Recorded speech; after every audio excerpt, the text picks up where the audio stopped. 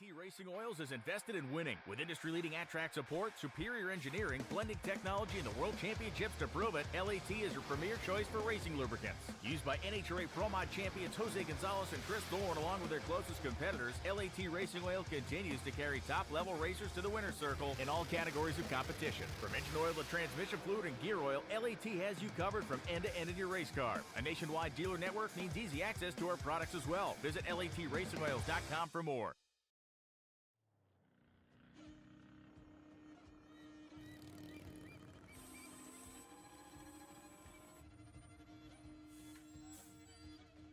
Hi, is this the 247?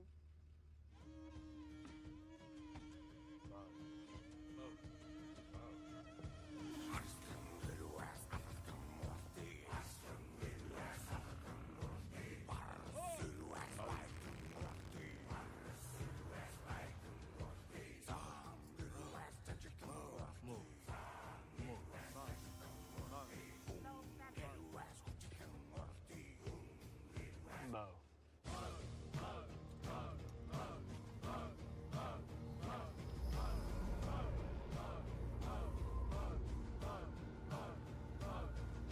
The Mo is calling. Raise funds, save lives. Sign up at Movember.com. Hello there, Bandit Racing League fans. Former broadcaster Marshall Crocker Jr. here, part-time driver, the number 78 for 785 Racing.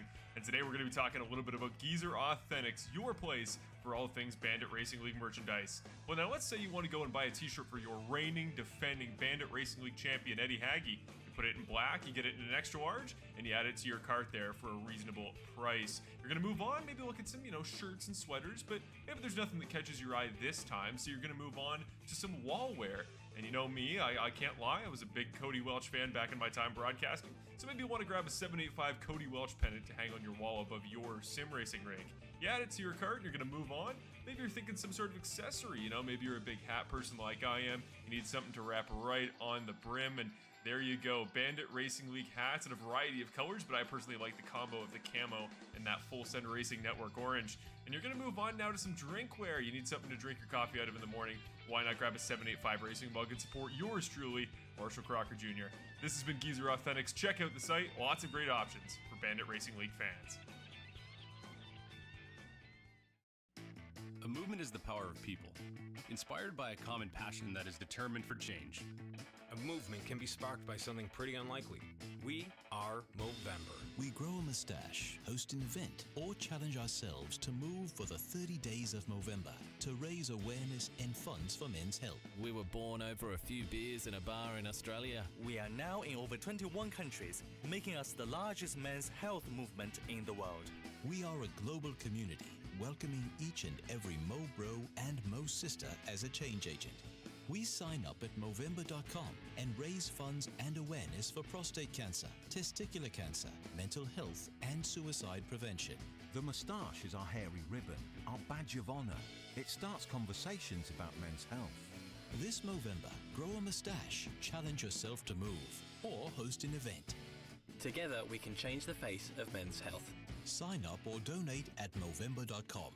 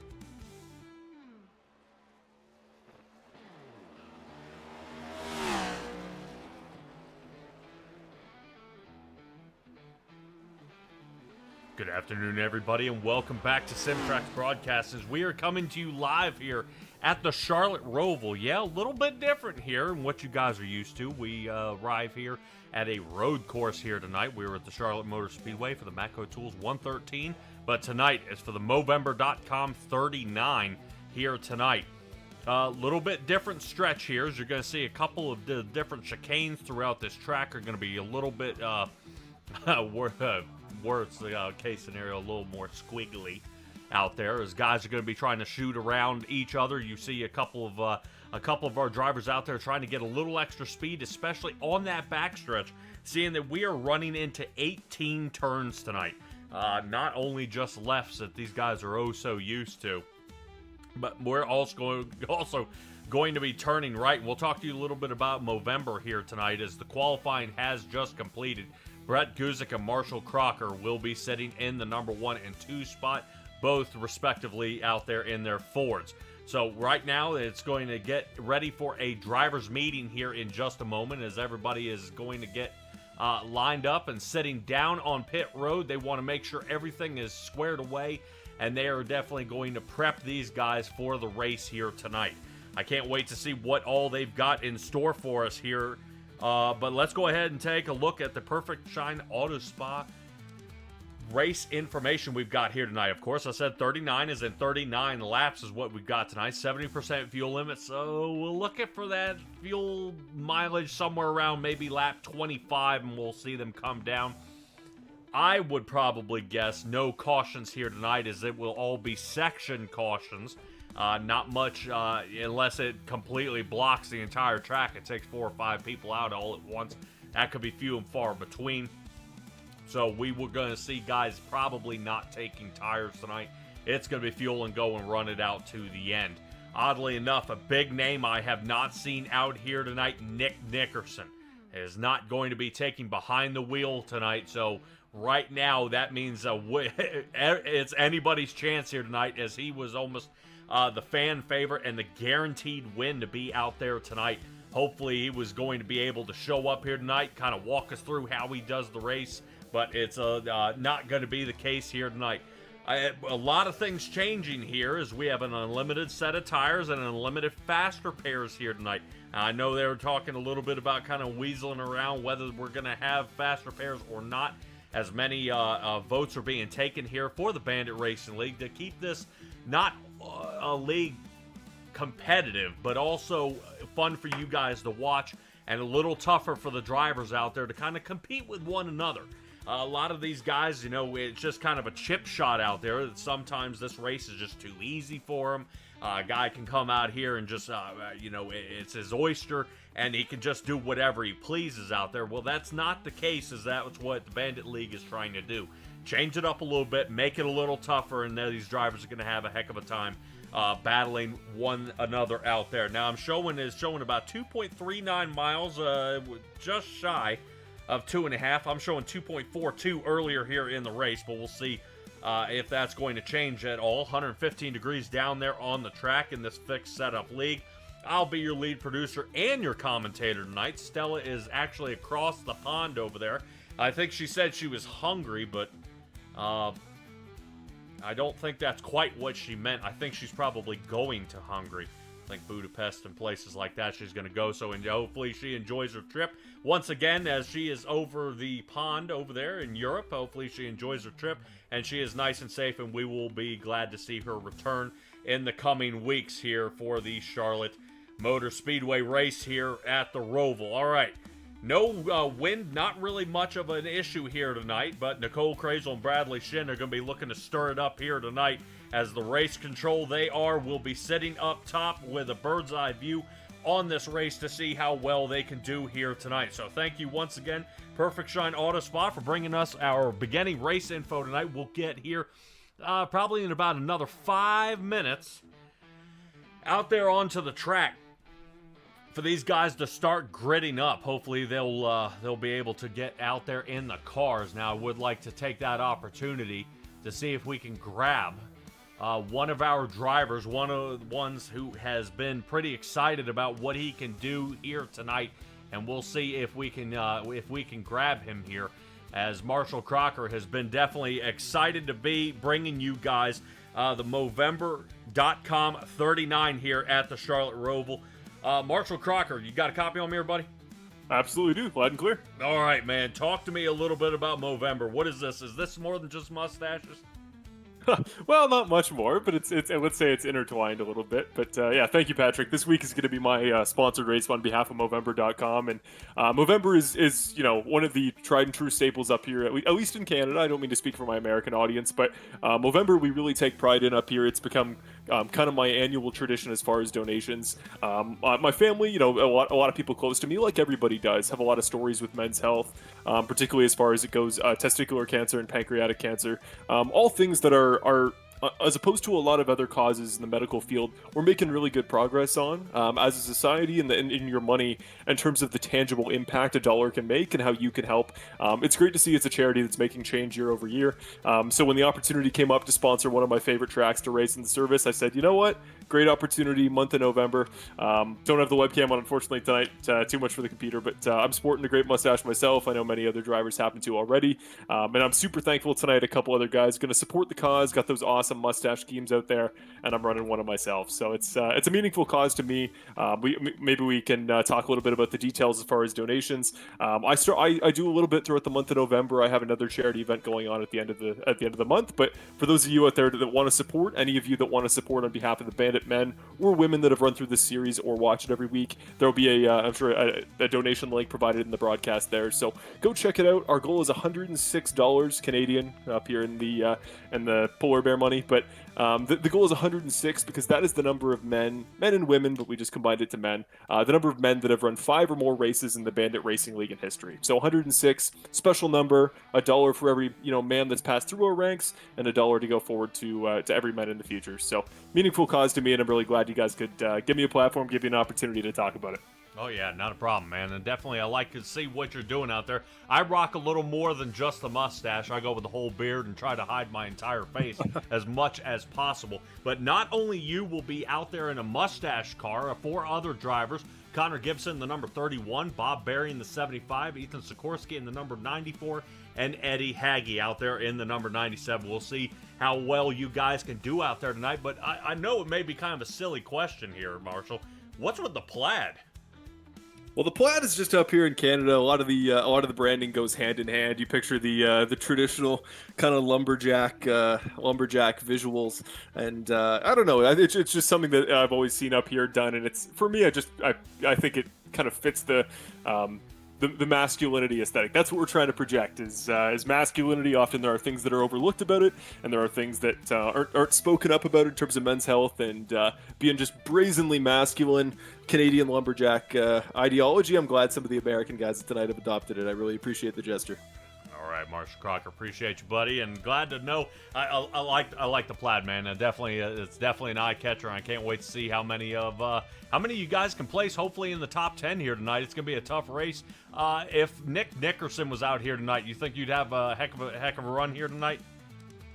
You know what? I think for the first time in a while, we'd have a pretty good race right off the bat. First couple corners might actually be interesting, even with Nick here. But I told the guys in the team chat a moment ago, Nick not being here tonight, I think everybody in that top, anybody who's run under a 133.5 in qualifying, those guys can all smell blood. A Bandit road course win, I think only 2 people in my time in Bandit have got one. So this is one, I'll be honest, Patrick, for the first time, I come into tonight going, like, this has to be the one. This feels like my race, and anything short of talking to you first in the broadcast booth is going to be a disappointment.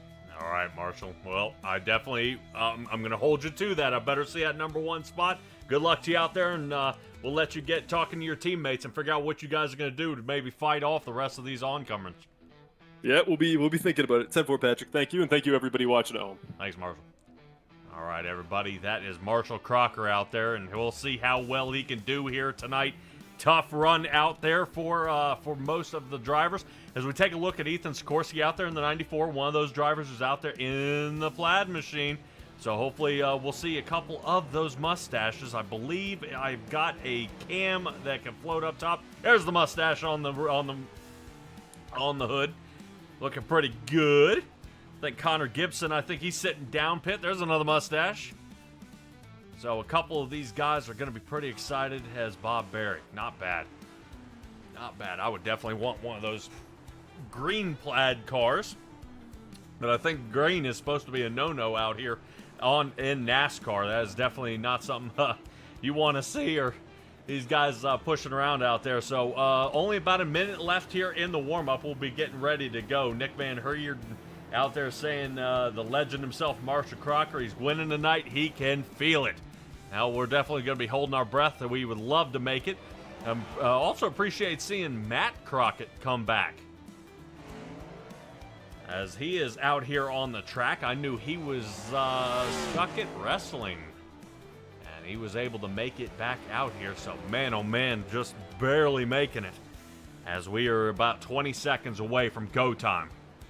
Appreciate all you guys joining us out here in the chat. Now, I know that means you have subscribed. I know you guys can chat and hang out with us here tonight, as this is going to be a tough track. A lot of guys are going to be spinning out. Hopefully your favorite driver does not spin out early. I would say with only having sectional cautions, which means only about 3 or 4 turns, that yellow flag will come out. It does not mean anything other than caution to the driver. They are not going to be slowing them down. They're not going to be stacking them up. They're not going to be putting them together. So hopefully everybody can stay clean, race with like they got a head on their shoulders, and they should be having a great time here tonight. And we definitely pray that they can do that. And we're all, I don't know about you guys, you kind of look up, cross your hands, and say, all right, man, hopefully some of our drivers don't get in a mess here tonight. They've got to stay clean as we wait for them to load up here in just a moment. About another 20 seconds or so. Right now you see Brett Guzik and Marshall Crocker sitting out there in their Fords, and a couple of Chevrolets following along that. You know, honestly, I don't see a single Toyota out here tonight. Not a single one. So, interesting enough to see that the aftermarket does not, well, excuse me, not aftermarket, more of the Asian or import vehicles, rather than any domestics out here, as we get ready to get this one underway.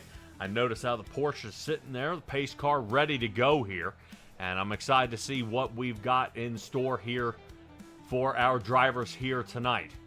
I know Bill Harkins will be kind of keeping an eye on this race. I know he would like to compete out there, but we'll see how Bill Harkins can do out there, and hopefully we can have a good race. I know one driver who is going to be, unfortunately, kind of in the back of the pack here is going to be the number 76 of Mark Allen Bivens. Now, I know you guys saw a questionable call out there with a few drivers who got in some trouble. Mark Allen Bivens was one of them, and I believe, if I am not mistaken, this should be his final race starting from the back of the field. And we'll see if he can maintain, and I would say this punishment has gone on long enough. If he hasn't learned his lesson, then shame on him, as he has spent 3 races starting from the back of the field. So what do you say we get started on our starting grid here for tonight? This race should be, I would say, probably pretty quick, seeing that no cautions will be thrown, but these laps are going by about every minute and a half out there. So let's go ahead and take a look here at what we've got on the list here for tonight in our starting grid. All right, I talked to you guys earlier about the 2 Fords in the front, Marshall Crocker and Brett Guzik. They'll be starting on row number 1. Sean Britt starts 3rd, right next to Nolan Gross. Benjamin Lacey, we saw how that number 7 machine was doing out there in his Ford. He'll be starting next to Connor Gibson, another mustache machine, sitting in 6th. David Lakey, we're hoping Patsy Steele going to be pretty happy about Lakey starting in 7th. As Brandon Jackson, who was having a little trouble during practice, he's going to be looking to fight his way up to the front. He'll be 8th. Jackson Knock, I've seen him drift a few times out here tonight, as this practice was definitely a crazy one out there. Knock will be sitting in 9th, Dawson Guzik 10th, Cody Welch in 11th, and Kevin Foster 12th. Now, I know Jennifer Wonders out there is rooting on Cody Welch. Starting in 11th, well, that seems pretty normal here for the 85, seeing how he starts farther back and is able to fight his way to the front, but can he do it on a road course? This will be my first time seeing whether he can do it or not. Nick Michaelis will be starting in 13th, next to Bob Berry, Matt Crockett 15th, and Eddie Hagge will be in our 16th position. Moving on back here, where John Osborne rests, is now 17th, next to Mason Plagar and Ethan Sikorsky. 19th. Bill Harkins, I believe, if I'm not mistaken, I don't think he's taken behind the wheel here tonight. I think he's kind of, he is our eye in the sky.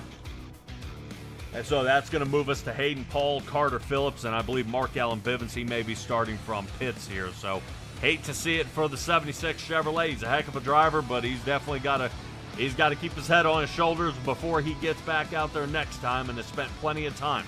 Now notice the little chicane, the little bootleg we have here. A lot of guys are going to be having a one-lane, kind of a fire-through lane going through there, and a lot of guys are going to be going airborne. The key is them being very, very careful when they get out there on the track not to take each other out and maintain some sort of speed out there. Alrighty. Pace car is heading on off the track here. And we'll be underway here in just a moment. Through the next little chicane here, right when we get to the line.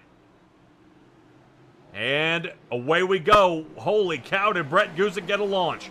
Away he goes. Let's move on back to Marshall Crocker, Sean Britt, and Nolan Gross. They're going to be battling for some positions. Not bad by Marshall Crocker. He's hanging on to Brett Guzik and not letting him get away as the battles continue here in the back. Benjamin Lacey in a bad spot here. He drops down 8th. Unfortunately, that does hurt him as he was, unfortunately, top 5. Shuffling on back as you see all the drivers getting just about single file out there, and now's where the mistakes are going to happen. Who's going to make the first one? Job here so far. Everybody's staying still in the same direction. Normally we do see some guys looping it around out there. It's like Kevin Foster sitting currently in 12th. See if he can fight his way forward. Remember Cody Welch, he was sitting in 11th. He's already moved up 1. And you can't miss him in that red, white, and blue car. Now they'll come up here. Here's the paper clip. Everybody having to make a quick swing around, and that's going to be some bumping and pushing. Welch giving a shove. And Welch trying to get Jackson Knock out of his way. Oh, interesting angle there that we see from Kevin Foster. There's a large gap. Once we look from Welch, look 6/10 back. Here's that single lane I was talking about. And there's our first loop. Benjamin Lacey's around. Oh, he's hating that. He has been nothing but on the march back here so far. Hopefully he's able to charge back to the front. Brandon Jackson has gone up into 6th place, leaving David Lakey still in 7th. No trouble out of any other drivers here. Benjamin Lacey having to shuffle back and get back on it here. Hayden Paul still playing chase. I think Carter Phillips is in some trouble. Whoop.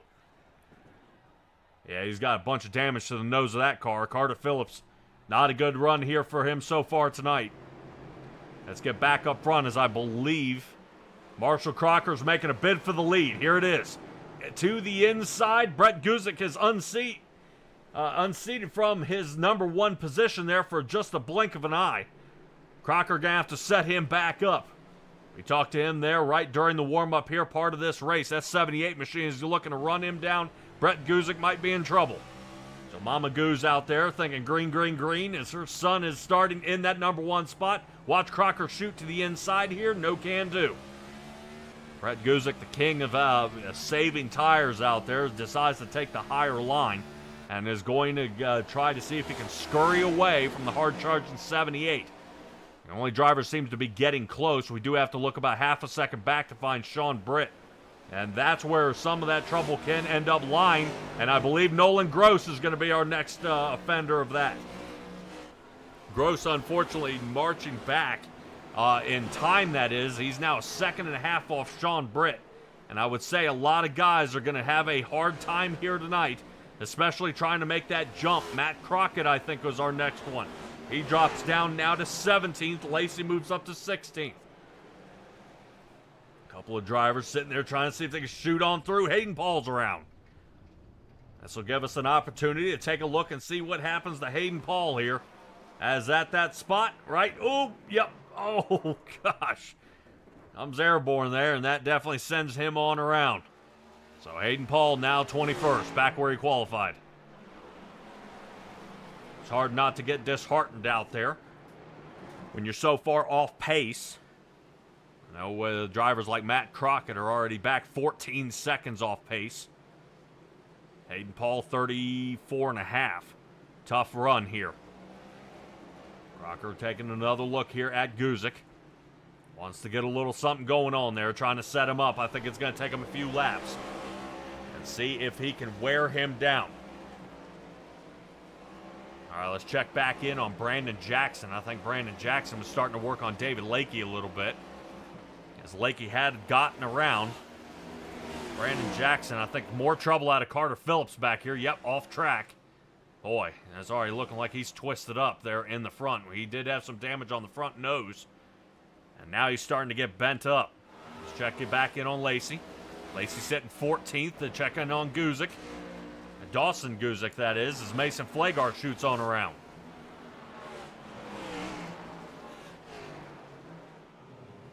Now, looks like we've got a couple of guys out there who is getting in a little bit of trouble.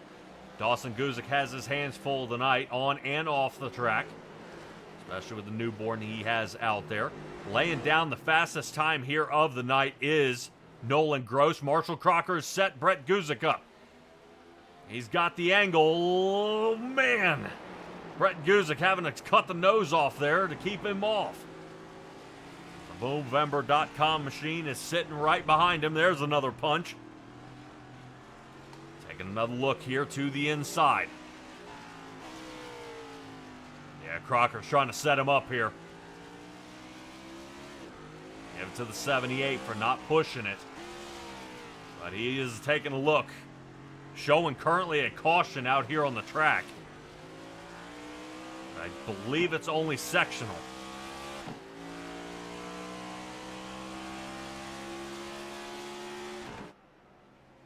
Showing Bob Berry might have crashed out here.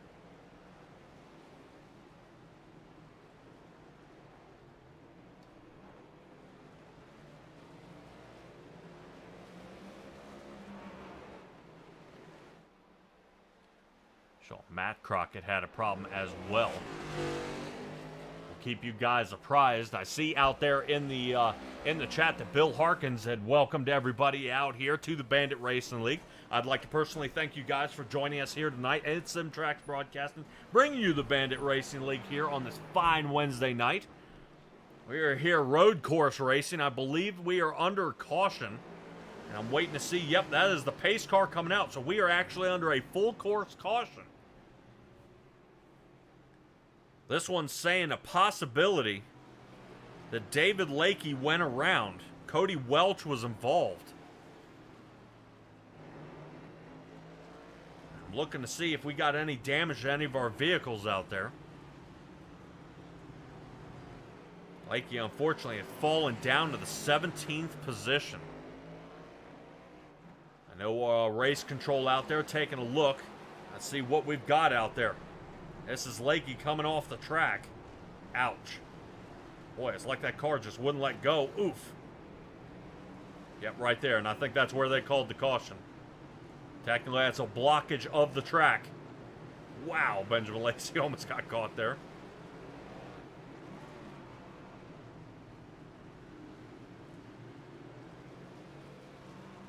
A little unfortunate there for David Lakey. See the number 15 going in and popping off the track. I think that's where it's saying Matt Crockett had some trouble.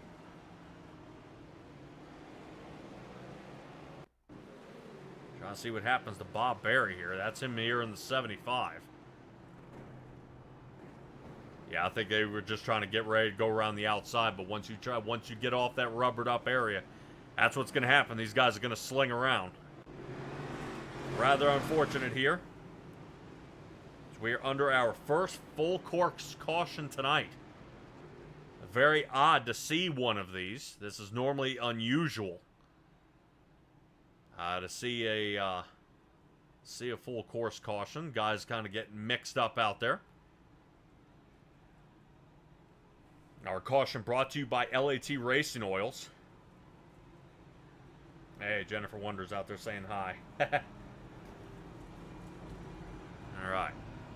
Couple of changes out here on the track.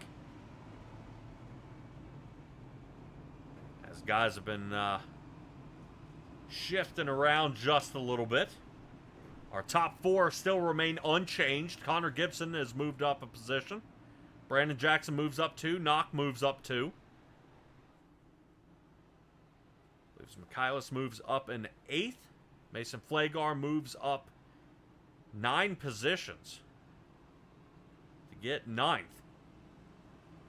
And Dawson Guzik remains in 10th. Cody Welch, even after shuffling around out there a little bit and getting in trouble. All right, coming down pit road. I think this is a great call. Lap 5 is what we're on, coming down to top off now. So Welch, Foster, Lacey, Sikorsky, Haggy, Osborne, Crockett, Lakey, Bob Berry, Carter Phillips, Hayden Paul. Any drivers with damage, now's the time. Pace laps last about 3 minutes. So they should have plenty of time to get these cars squared away. And back out there on the track, hopefully in good shape.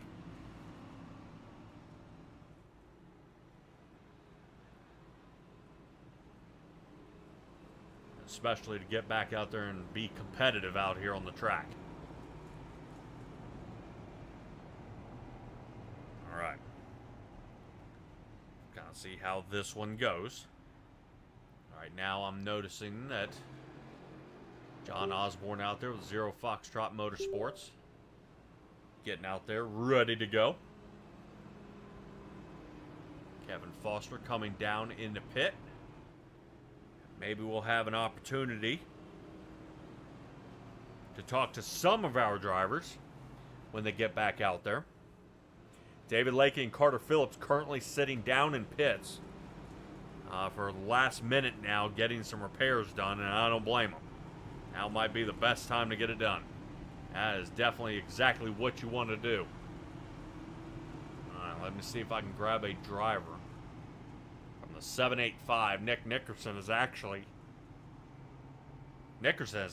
here. I see him down there in the 785 room. So we'll see what all this is going to do. Notice the 785 drivers all came down into pits. We'll see if that is going to definitely work out for these guys. I want to know if there's an opportunity to grab one of our drivers out there and see what all he has to say. Kevin Foster, you got a copy out there? 10-4, I got you. All righty, man. Question: we are pitting lap 5. What's the strategy here? Strategy just to, instead of running, 19, 20 laps on a stint, we can actually run a little bit harder throughout there and then, do 15, 16 laps on a stint. So hopefully at the end of a stint, if we pass some of these cars, tire's going to be a little bit better. They did wear off 2% there in those first couple laps. So hopefully have a little more tire at the end of a stint and a little more drive off and hopefully gain a couple spots back. How critical are tires here tonight? Normally I see the road course races, everybody nixes the tires while under green and continues to charge forward just on fuel. With the hot track conditions and the low speeds, we're trying to accelerate, especially out of turn, I think it's 7 over there, and getting onto the banking. Tire spin is very bad, so especially, after 7, 8 laps, tire spin's really apparent. So hopefully, coming in, getting some fresh tires now, we'll actually negate that for a little bit and be able to, make some time back up. All right, man. I don't want to dupe you, but I'm noticing a lot of guys on the backstretch there going ahead and pulling onto the main track, getting going. Everybody kind of shoots that gap and is hopping the car out there and actually becoming airborne. How do we find a good line where we don't end up spinning out there? This track is very rough, and this car is sit down on the bump stops. It's a rough ride, and just speed going through there is really, really critical, and just, hopping onto the, the backstretch there, it's really hard to say. Just sometimes the car just does weird things, and it just weird predicament, and just keep the wheel straight as possible and ease onto the gas and pray. All right. Well, looks like spot 11, 12th, and 13th, you guys there with the 785 team, have decided to come down into pit, but our guys are currently sitting second and I believe third, with Sean Britt didn't come down. So a little split teamwork here, and we'll see how it goes. Kevin Foster, anything left to add before we let you go back? No, really wish one of our partners in crime, Nick Nickerson and Ricky and Paul Wilson were here tonight, but they just couldn't make it. But it's okay. We're gonna the 785 GFR collusion we got going on here is gonna hopefully put one of us in victory lane. All right, appreciate you, Kevin. Good luck to you out there. All right, thank you guys. All right. Fairly certain he said collusion. Last time I heard something like that, it was something against Donald Trump. All right. Caution is about to end here as they get wrapped around the track for the final time. Pace car lights are out. Marshall Crocker will still remain on those older tires. Everybody else has taken tires. All the way from 10th, actually, excuse me, 11th on back have taken tires. 10th up have not. And it looks like Mark Allen Bivens, I'm not showing currently that the 76 decided to get behind the wheel here tonight. So we'll see if that is going to cost him. Hopefully as a, not a starting park issue. We'll see. Looks like the pace car is even trying to see if he can hop a couple of these turns.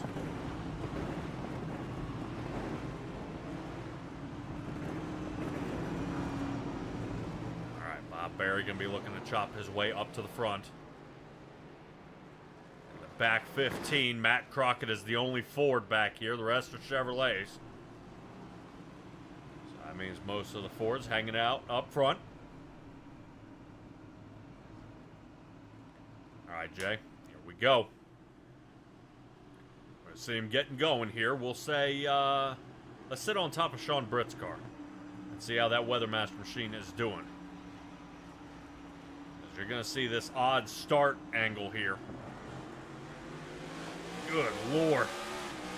Brett Guzik gets a good plant there. Marshall Crocker trying to fend off Sean Britt here.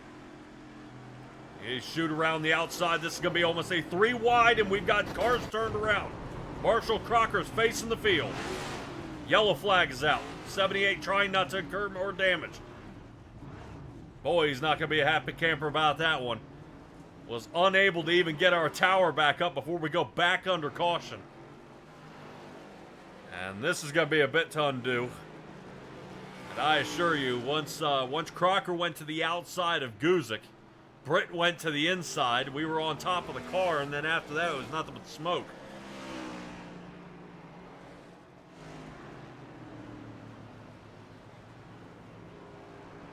Yeah, no doubt about that one. I don't think Race Control had to throw any caution out on that one. That was all iRacing's call. No doubt. All right, let's see what takes the 78 out here of the running. This moves him back to the 18th spot. This may be the opportunity that Crocker's looking for to pit. All right, this is where the green flag comes out. Blue area marks the Geico restart zone, and away we go.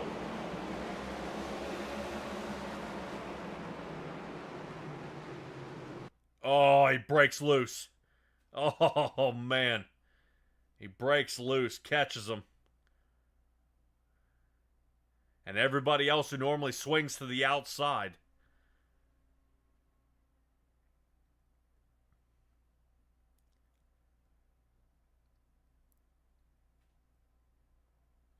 I'm going to tell you, Hayden Paul, I don't think no matter where he went, I think he was going to get pinched there. Oh my gosh. Hate seeing this. Here's full speed, catches it off the wall. Just gets caught.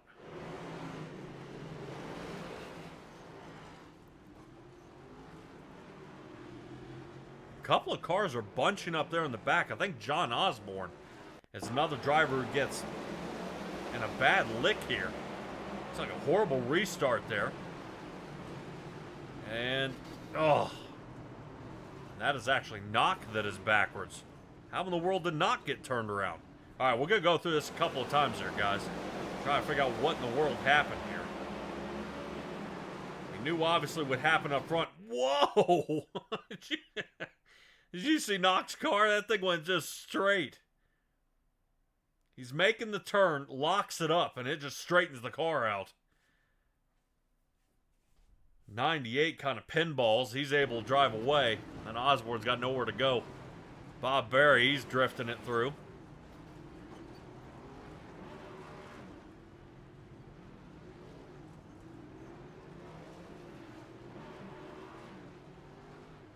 Bummer. All right. So we'll see where everybody kind of gets back out there on the track. I'll probably say we're going to see a good chunk of them heading down into pit road.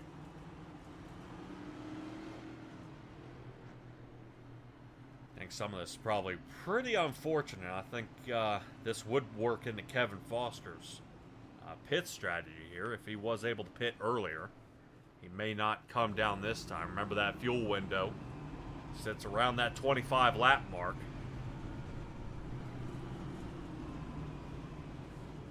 Hopefully this doesn't kill him out though. This might be the one where we see most of our leaders come down into pit. That's what I would assume, is our leaders coming down into pit, and they should have enough fuel to make it to the end.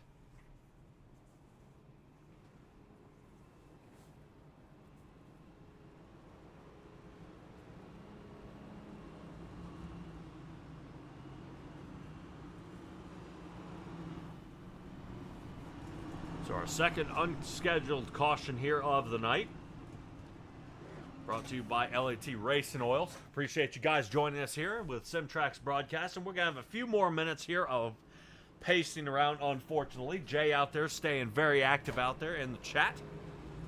Definitely trying to keep it lively out here.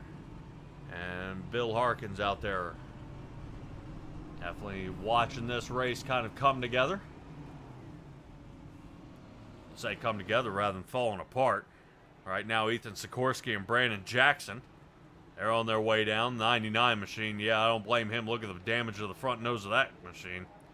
Jackson Knock, I think he's duplicate that. Yep, he's folded up. Let's check in on Matt Crockett in the 15. He's fallen off the track a couple times here tonight in the Liquid Death machine. Bob Berry, who looped it around. So a couple of our mustache cars all the way in. John Osborne. Looks like 4 tires in repair out there for him. We'll see, see how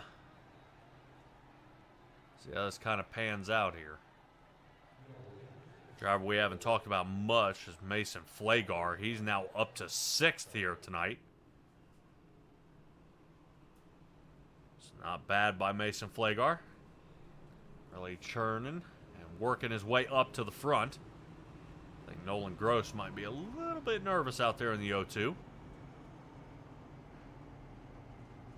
He's hoping to see if he can salvage and have a good night here tonight. As Nolan Gross out there with the Young Gun Motorsports team. I know a couple of guys would like to see how Curtis Yancey dealt with them at a track like this. And I believe Mr. Yancey has taken a provisional tonight.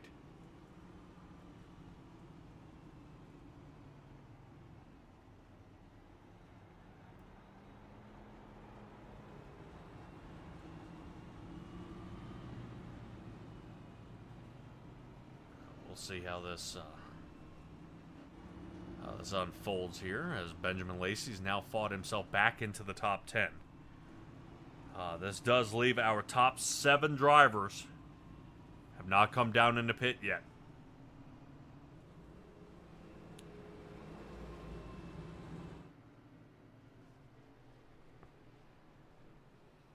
Hopefully Marshall Crocker, being a frequent visitor up here in the broadcast booth and was brought to you the past few seasons. I believe actually since the Bandit Racing League started. I've taken over for the past couple of seasons here, that Marshall Crocker won't blame me for any kind of commentator's curse here. This is rather unfortunate for him here tonight, as this does shuffle him back to that 18th spot. So down he came for 4 tires and fuel. And I would assume, my gut tells me, he should be good all the way to the end of this race. May be able to try to flip the script here, as one of the drivers that came down on lap number 9, first one out of pits, on lap 9 was Ethan Sikorsky. Fuel and go for him, no tires. As that was his second time visiting, so first time he did get tires. Crockett, fuel and go, and Brandon Jackson. But fortunately, unlimited amount of fast repairs. And Jason Knock saying Knock has been taking a beating this year. Yeah, that he has. That guy just can't seem to get out of there. Every once in a while, he just ends up in the wrong spot, kind of getting mashed up, beat up. So everybody should be speeding up here. And getting too wide.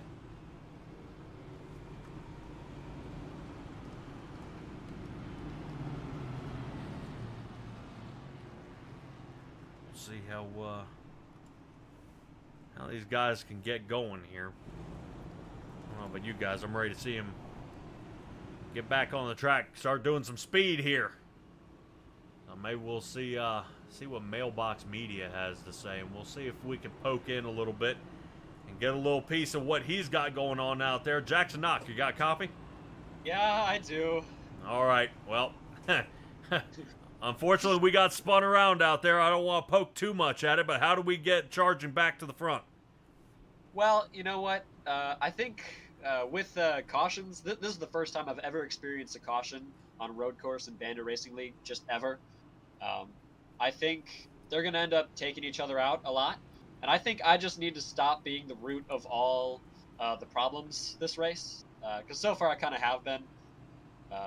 So I think if I kind of just I don't know, stop running into people, that'll be just fine. But the hard part is keeping control of my car. I'm not good at this, and so it'll be a learning process throughout the night. All right, well, I'm going to poke the bear a little bit here. If I'm not mistaken, we got unlimited fast repairs. We didn't fix the car when we came down in the pit, dude. No, we did not. We're going to run it how it is. I think it's okay. It'll be good enough. I don't know what it looks like. I don't think you're allowed to tell me, but I'm guessing it's probably not great. I'm not allowed to tell you. How about the hood's almost about to pop? It'll be all right. Well, you know what? That's the Charlotte Roval for you. We're gonna get back out there. We're gonna do just fine. All right. Well, you can smash the sides in and make it look more like a bullet. Just try to keep the nose pointy. Can't do. Got to keep it aerodynamic. All right, Jackson. Not good luck to you out there, buddy. I know Jason out here is rooting on you. No pressure. No pressure. Thank you. All right, everybody, that is Jackson Knock, the 00 for BC Sim Sport. And we get a little piece of what he has going on out there on the track, because unfortunately it shuffles him back to the 17th spot. He'll be holding hands there with Marshall Crocker as we get ready to get this one back underway. Let's check in on Mason Flagar. Currently up 12 here tonight, sitting in 6th. Only driver who has started and still continues to be in the same spot. So our guy taking the green flag, away he goes. Brett Guzik right off the bat trying to get taken off here. As I shuffle on back, I do want to keep an eye on where our guys are. Man, what a beautiful shot of a sign. Disgusting. All right, let's move on through. As right now, Carter Phillips is up to 11th. Remember, he's been in some trouble here lately. From 22nd to 11th. Carter Phillips looking to flip the script here as the number 30 Chevrolet. Charging up to the front, he'll have Kevin Foster and Crocker behind him. Now, Marshall Crocker, I hate to bring him up so much, but 18th, now sitting 13th. Boy, talk about in a matter of a handful of turns, picking up 5 positions. Not bad. Crocker going to set up Kevin Foster here. This one should be nice and easy for him. Right now, Foster's going to be looking to put up a fight. Here's some tire smoke out of some of the drivers. Slides it on through. Crocker disconnected. Oh, there he is. Boy, heck of a time to be losing any kind of packets out there. We'll keep our eyes off of him, and hopefully he can continue his charge up to the front. Now that we are separated, boy, look at Gross hopping through these turns. Boy, jumping though. Looks like everybody else staying pretty steady there. David Lakey still trying to work and get his car back up to the front, currently sitting down in the 15th spot. He's working hard, though, seeing if he can get up to the front. Lap number 13 is underway here. Guzik still out front. Sean Britt sitting second. Nolan Gross is third. Now, at a road course, you definitely have to expect guys to make mistakes out there for you to move up to the front. You just got to keep hitting your marks and stay consistent out there. Right now, out there, Bill Harkins is looking to see if Redmond is out there tonight. We'll see if he shows up. Bo out there is saying it's going to be fine. As right now, I would say when you're out there behind the wheel, you don't want to get too much in your own head. These guys get rather wound up out there. And speaking of wound up, around we go, Carter Phillips.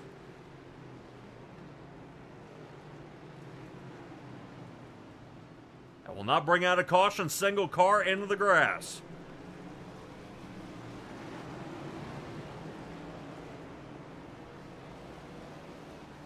Yep. Right now, Carter Phillips is going to be fighting a hot tire situation. So he's going to be even more loose than he was before.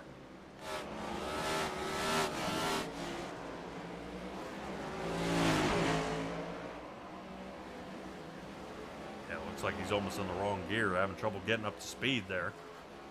There he goes. All right, let's move up to Eddie Hagge. Driver I haven't talked about much here tonight. So I want to try to find where all these Movember.com machines are. 39 laps here in the race, 26 left to go. Wow!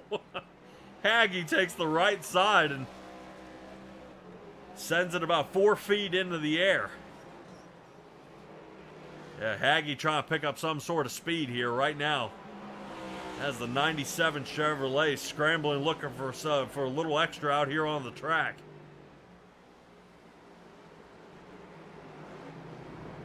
Not coming up with any success.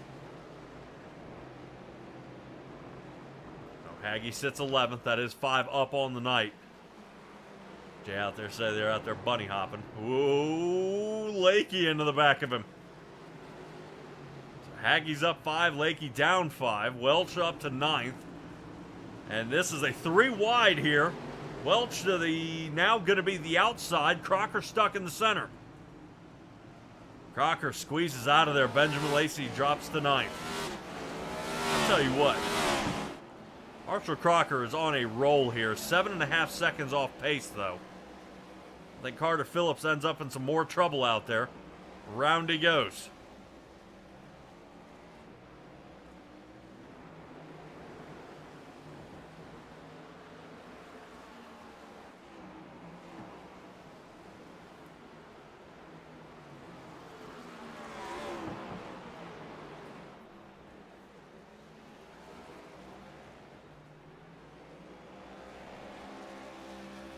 Not bad here. Sean Britt trying to hold Brett Guzik. This is a battle up front here for the lead. Michael out there in the chat saying Crocker ain't out of it yet. Nope, I wasn't counting him out. The dude kind of put a pretty decent question mark that if Marshall Crocker can put these kind of lap times down, it's impressive that he couldn't pass Brett Guzik for the lead. Guzik out there running his best time of a 1:33.35. Marshall Crocker with a 1:33.05. Still on the charge. Crocker sitting 7th. Right now, I think Zach is in some trouble here. 5 Chevrolets sitting in front of Marshall Crocker. Now only 4. Moves Marshall up to the 6th spot. Boy, this guy's on a roll, though. So, all right, he's got a decent amount of time this time. He's got to make up 2 seconds to find Mason Flagar. And Flagar's been on a tear. Boy, look at him shoot through that. Oh, my gosh. Yeah, right now, he is driving like he's on fire. So, 24 laps to go at the line. Brett Guzik crosses. Sean Britt close, within less than a quarter of a second. So the Weathermaster machine getting super close to Brett Guzik here. Mama Goose on the edge of the seat. Hopefully no trouble comes of these two. You see Sean Britt hook that outside line to get the internal run. He does. Left front fender on him now. Britt trying to hold on to him here. Horrible camera angle. Let's get another shot at it. Yeah, take a look at Sean Britt here. Going to try to set him up here the next couple of turns. Hanging to the outside. This should give him a long sweep in. And you see that's where Brett Guzik is kind of stumbling just a little bit there, but he is able to pull away.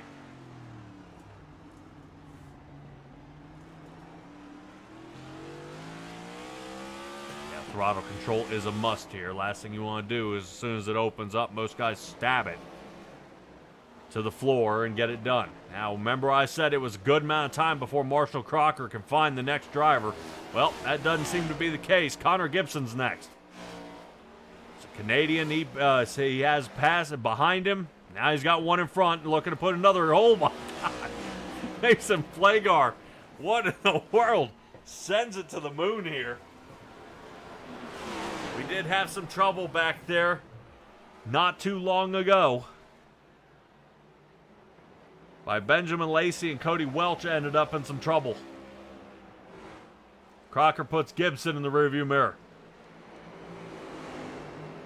We'll stick here with him as I think we're about to see another pass as Marshall Crocker goes from 18th, currently sitting 5th.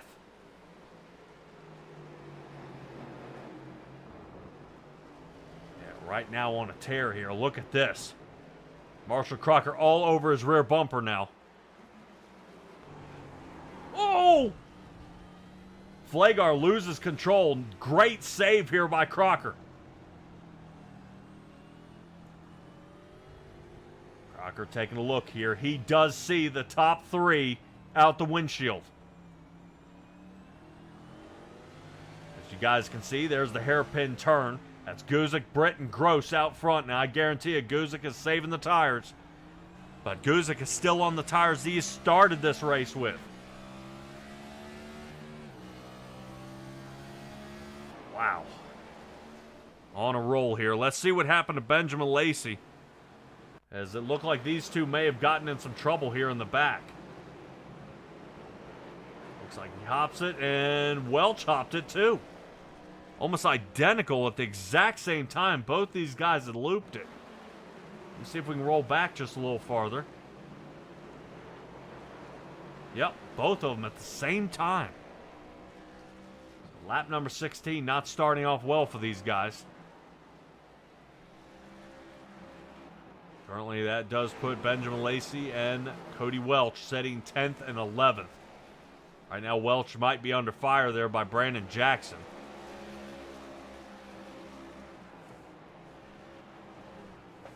Yeah, not bad right now. Brandon Jackson is actually knocking down some of his fastest times out here tonight. 1:34.97 for the 99 Ford. So far, not the fastest on the track, but he is the fastest for himself here tonight. Marshall Crocker actually picking up more speed. As through section 2, he knocks down the fastest time of only about 12 seconds. Through that position. Let's take a look. Easy way to break that apart. Notice the start-finish line down at the 6 o'clock position. Section 1 will be up. Section 2 is the next red dot. Section 3 will be the third red dot. And that's how we kind of break the track apart here a little bit to see how these guys are going to place out there. And where the difference is at the speed they're turning. So far, looking good. As the 04. Oh, Brett Guzik coming on down.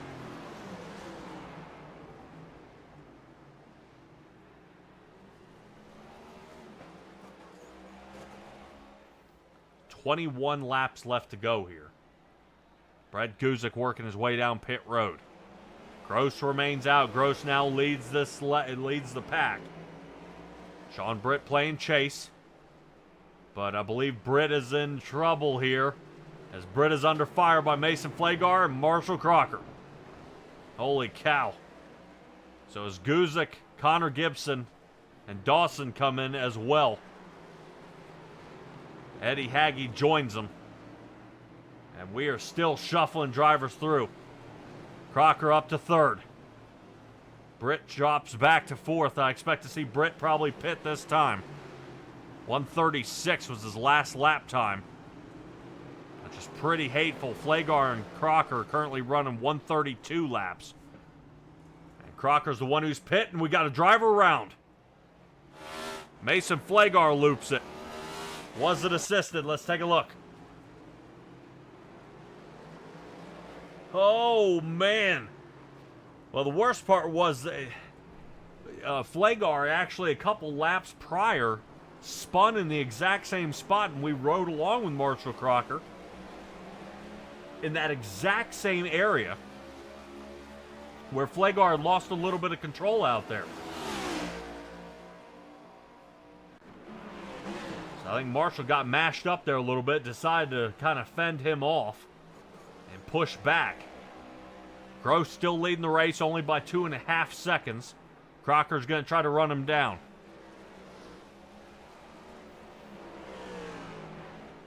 And the big question right now, well, the 78 Ford out there is, does he have enough fuel to make it to the end? He did come in on lap number 9 for his pit stop. They're checking out there with the 785 team. And Nick Nickerson might be doing a little calculation out there to see if the 78 has enough to make it. If he does have to pit, that could be crucial. That could be a huge mishap here for the 78 Ford, as everything he's done to charge forward could come undone. More trouble out there for Carter Phillips. Currently sitting down that 20th spot, Eddie Hagge is currently sitting in 21st.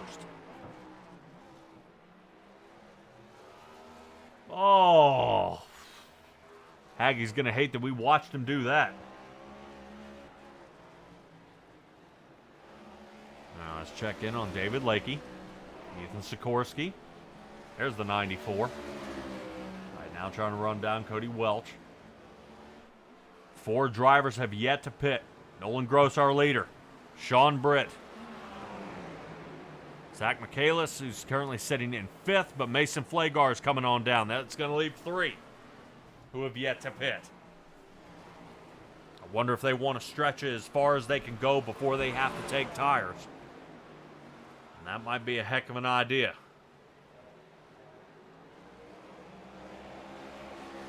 Half a second off as Crocker to Gross. Therefore the lead.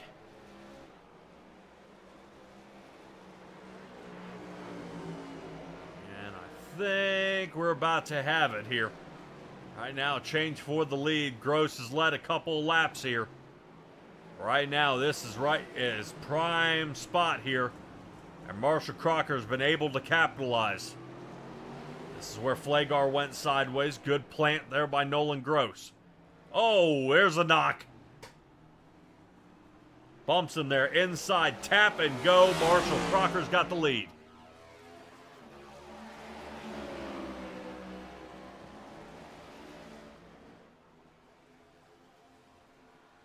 Yeah, great job here so far.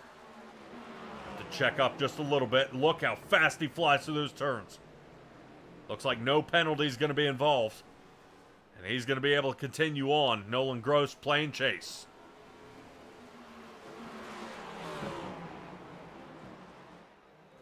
Not bad at all. Let's check back in on Ethan Sikorsky. Starting to knock a few lap times down. Cody Welch trying to stay out in front of him. Welch does have to find 5 seconds to find David Lakey, but Welch coming on down.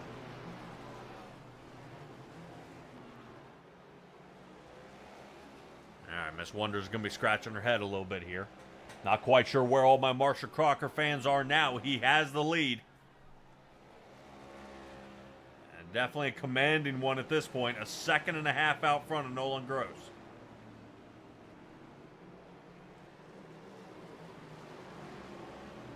if drivers were to pit. Our drivers in 2, 3, and 4.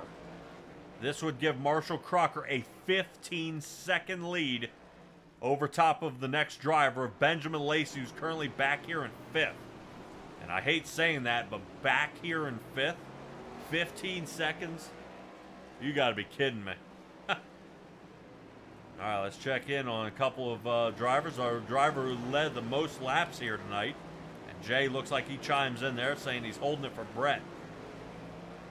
As Brett Guzik currently sitting in 10th. Now, lap about a 132.92 is the last lap he turned. And still slower than Crocker is up front.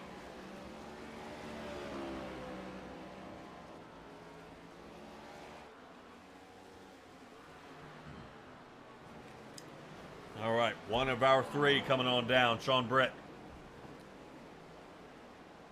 Almost takes this race and cuts it in half there. As he is working his way down pit road. Sean Britt. Here's the Weather Master machine. Gets into the box nice and smooth. 4 tires and back out there.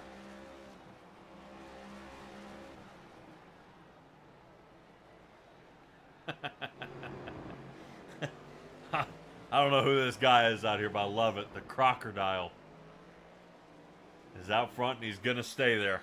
All right, we're going to hold you to that as Lacey's now up to 4th.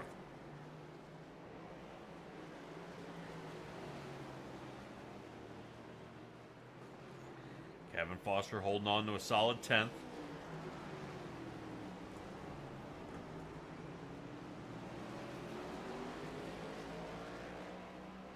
All right, not bad, not bad. John Osborne trying to stay in front of Brett Guzik. Guzik has come up a couple positions here. So I know Brett is setting these guys up, definitely working on it here. Lap 18 pit stop for Brett Guzik. Notice how he's on the outside. Whoa, man. Brandon Jackson going to lose a couple positions there. Jackson down to 9th. Guzik up to 8th. And I think we got a problem back here with Haggy. Uh-oh.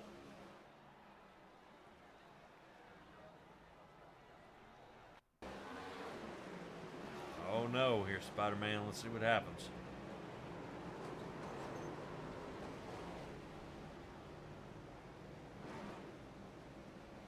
Wow. All right, says there was some trouble out there with Marshall Crocker. I want to see what happened here, not but a lap or so before. I wouldn't say he probably wrecked. Might have just gone off track a little farther. Whoa. He might have started slowing down a little bit there. Trouble in the backfield. Dawson Guzik and Connor Gibson. Oh, Dawson.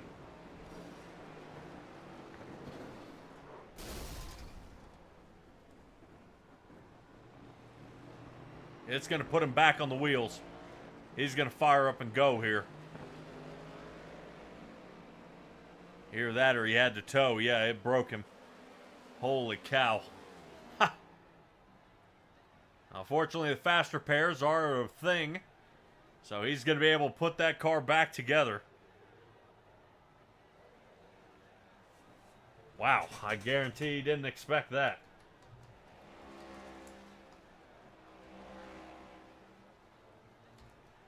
Maybe, just maybe, we might be able to talk to the 44 machine that has unfortunately knocked himself out of the race here. And we'll see if I can grab a hold of another driver from the BC SimSport team. Dawson Guzik, you got a copy? Dawson. What's up? There he is. All right, man. Awesome. Glad we got a hold of you. Dude, did the brakes work? No. What was it? It was a horrible time. That's for sure. I was sitting there dogging Jackson, and then kind of just missed my brake marker and got a little too overzealous or whatever, trying to catch up to him, and just ruined it. Holy cow. Well, it I looked was like flying through the air, and it wasn't good. it wasn't just that. It was also Connor Gibson came up and I guess tried to knock you back on your tires. That didn't go too well. Yeah, he asked me, he's like, what happened, bud? I was like, dude, I'm flying through the air still. I don't know. Holy cow. Well, definitely straightened out, hit the tires, hit the wall, up into the air. All right, so we're not talking to the guy who's got... try to figure out how to word this properly. Mama Goo's out here saying, thank goodness they're fake cars. But right now, I know you guys are kind of on the same strategy out there. You and Brett, you know, what's kind of the game plan here moving on? Well, when we pitted there, we knew we could just make it on one more stop there, and that was going to be that. We're not sure if the guys that were involved in the last caution or if there was anybody that came down. I don't know if they can go all the way or not, but we can go all the way from where we're at. So, yeah, it's a shame. We're doing pretty decent there. I felt like we could have made up a couple spots if guys were going to start pitting there, and that didn't work out. Well, Jackson Knock is working his way on down. Boy, what a rough ride it is out here tonight, especially at the Roval. Is this the Roval course you used to racing, or have you raced a different style? I've ran the other like normal original layout in the Xfinity cars, and I mean, I don't think I had much better luck in that than I did here. But no, I tend to like road courses. I feel like I'm a little bit better on road courses than some people. But yeah, I'm curious. Did you guys get Jackson's spin out on the outlap there? Maybe. I think so. I'm not showing anything currently except until lap 8, where he had some trouble. Yeah, he spun like right after we gridded. It was kind of funny, and he's just like, "Oh my god, dude." All right, Dawson. Good luck to you out there, buddy, and let's try to keep 4 tires on the track. Yep. Thank you. All right, everybody. That is the 44 out there of Dawson Guzik out there on the track. Let's see how it goes. Benjamin Lacey working his way on down. This was the driver who came in on lap number 5. And I'm wondering if this is a telltale sign that we may have to see our leader come down and pit. He's enjoying his time out front, though, with a 23-second lead. So can he hold that amount of time out front as he is currently putting drivers laps down? I believe the next driver he is looking to catch out there is our 18th place driver of Matt Crockett. All right, Matt Crockett on the docket, down a lap now. As good Lord. Man, I don't know. I think no matter how many times we see him go lap by lap, doesn't seem to be a problem. Marshall Crocker coming down. Hopefully doesn't speed into the box. Looks like he gets it down below 40.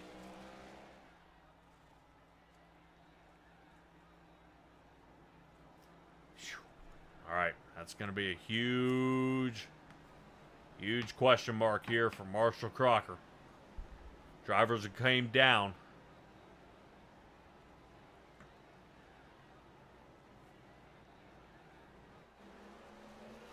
David Lakey should be gaining the lead here. This should move him up to the number 1 spot, if I'm not mistaken. Might be wrong. Absolutely not. Marshall Crocker was able to squeeze out 6.35 second pit stop time. No tires, back out he goes. Fuel and go here for the 78 machine. And he's got 12 laps to fend these guys off. I guess that's the good part about being able to be out front. Pit lane time in and out, including the pit stop, just under 35 seconds. Not bad there by Marshall Crocker as he gets out in front and remains out front. by 2.8 seconds now. Instead of 23 that he had before, now he's out in front by 3. Lakey trying to run him down. Brett Guzik sitting currently 7th. Who led the race. He is currently, I believe, looking at time 23 seconds off pace. He's got to make up a boatload here to get caught back up. 12 laps left to go. Nolan Gross looks like he's chasing down Sean Britt here. Getting pretty close here during this run. We'll see if this kind of racing can continue, but in the meantime, we're going to cut to commercial and get a shout out from our sponsors, and we'll be right back.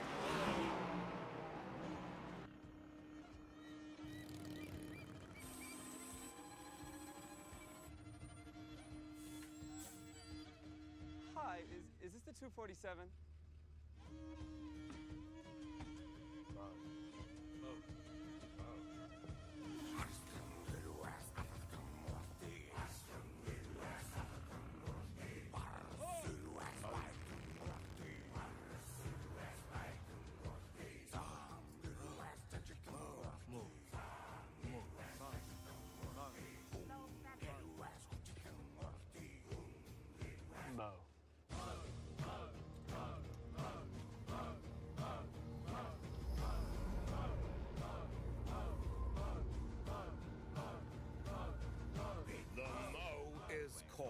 Raise funds, save lives. Sign up at Movember.com.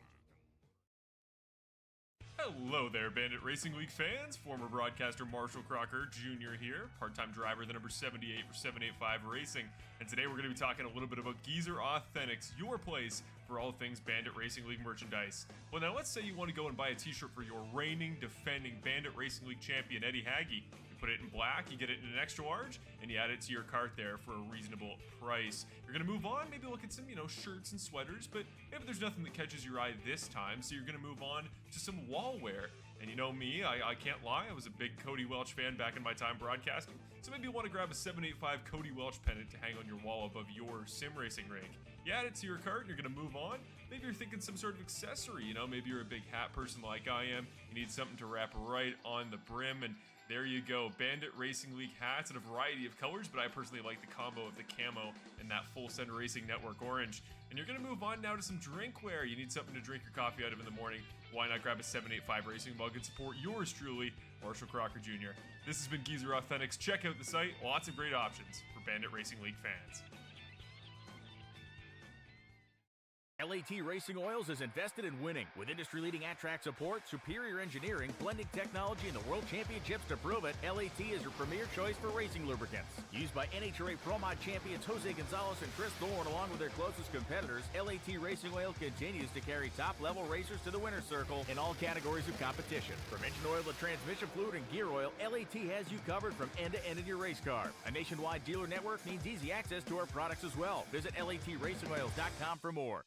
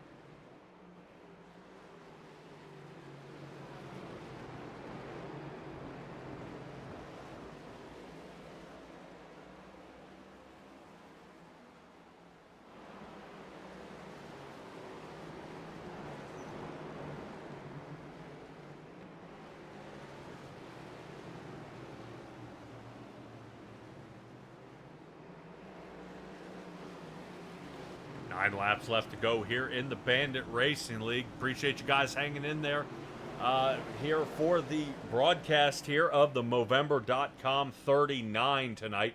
Couple of drivers out there in some plaid vehicles with mustaches on it. See him shoot on by. That's Ethan Sikorsky sitting in the number 2 spot. He's up 17 positions on the night, but last time he pit was back on lap number 9. I'm expecting Sikorsky to have to come in and get tires, or at least a splash of fuel, to be honest. I think he's going to need more than that. Appreciate all of you guys out there watching here tonight. Even Keegan Clark, I noticed you are tuned into the broadcast. Appreciate you, buddy.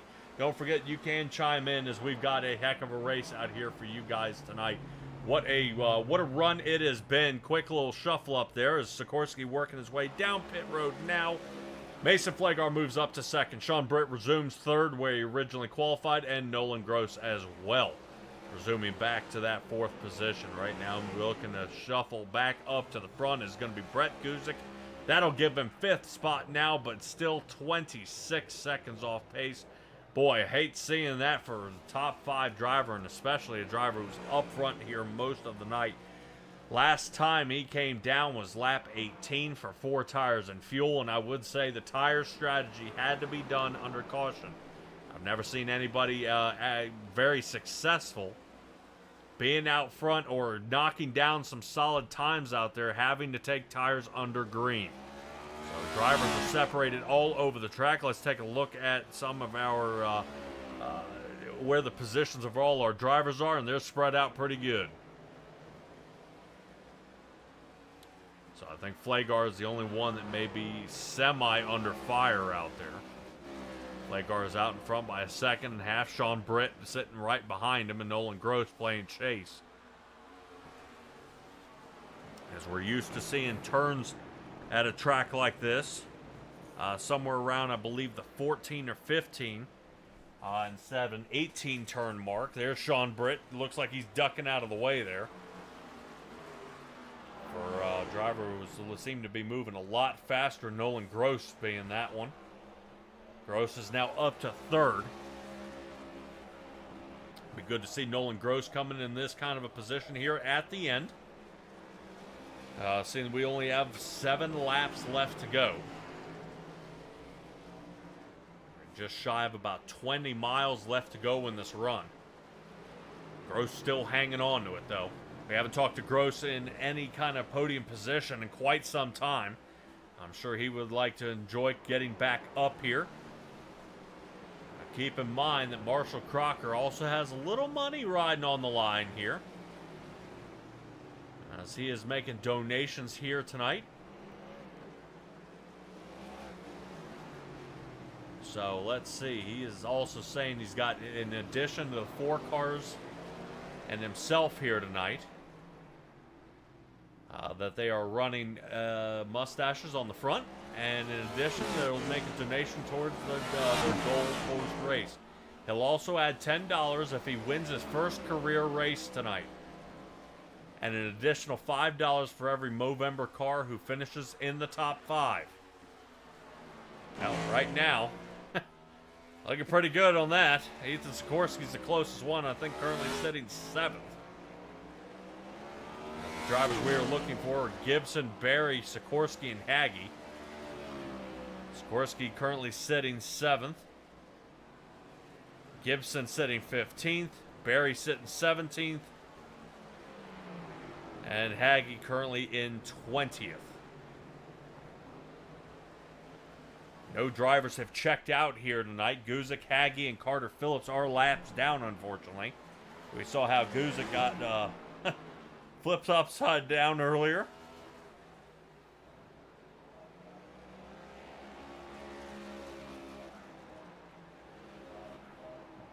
I believe, checking back on my timeline, lap 23 is when that happened. So I'm showing there was trouble back here on lap 28 between John Osborne and Bob Barry out here, which I think caused another scuffle out there. There's turn number 1. Oof. Yeah, Barry just getting into him there. So I did clutch those drivers together there a bit.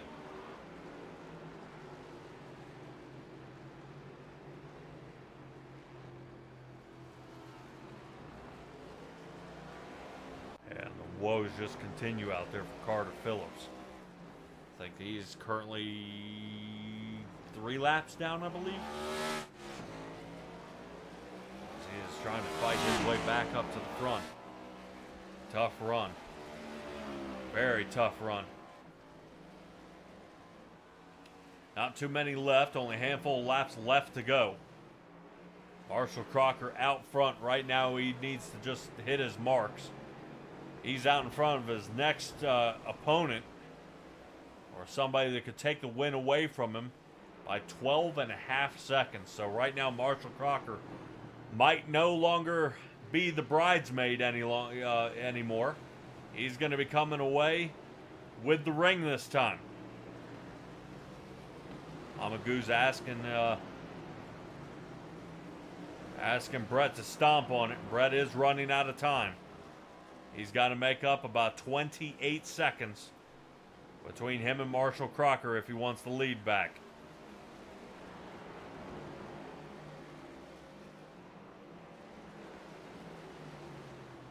Michael Kiefer out there, pretty happy with what's going on. Marshall Crocker has laid down some solid times out here. He puts, good Lord. Trying to figure out if that was one of his own teammates that just put a lap down.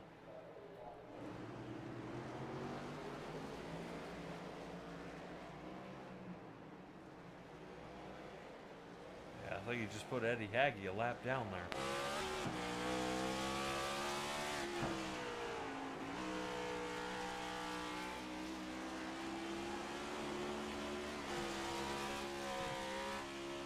All right, Jay. See him out there. He's still rooting on Guzik. Definitely not giving up. Even though the task does seem quite high. 4 laps left to go.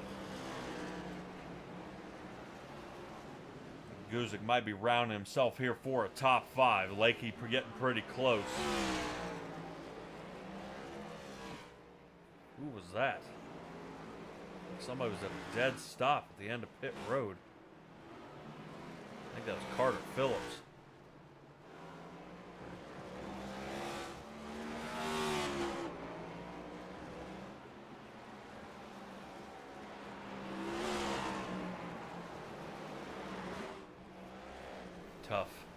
Tough race. All right, guys, as we take a look. Whoop.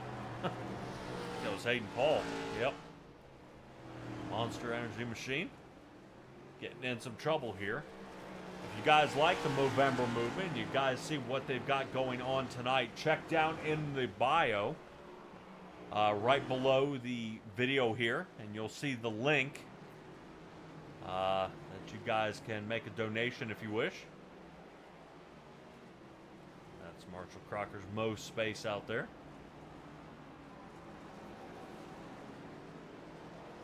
Yep. And that way, all that goes to charity. Charity also is making a difference for men's health and prostate cancer, testicular cancer, mental health, and suicide prevention. Asking everybody if you would help to help stop men from dying too young. It's quite a thing we got going. It's really a shame to see that that kind of thing happening.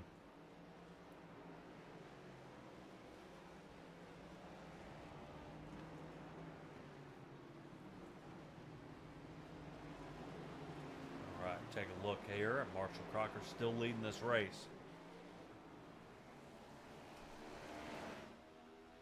2 to go here at the line. Right now, everybody seems to be holding pretty steady out here. Nobody really making any gains. Seems everything is kind of plateauing.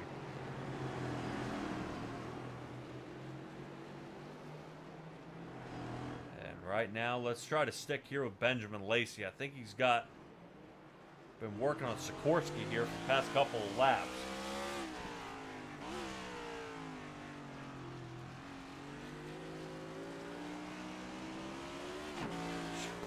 Sikorsky around.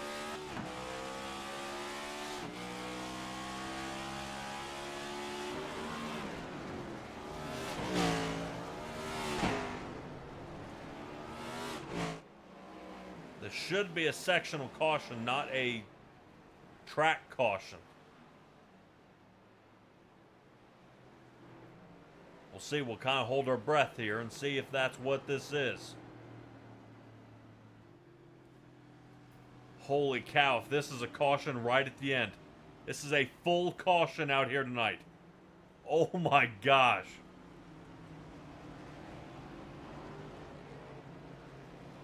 Full course caution, everybody. Marshall Crocker's lead has been wiped.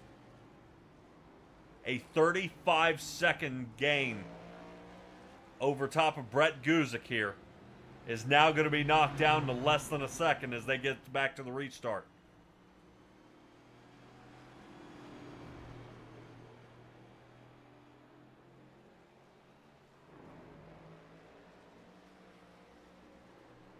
Holy cow. Well, out there in the chat, KC's out there saying this is a plot twist. I agree. Right now, I think the biggest thing here, Marshall Crocker pits, he loses the race. Marshall Crocker doesn't pit, he's got a chance of losing the race as everybody's going to try to sling around him because they're going to pit. Oh my gosh.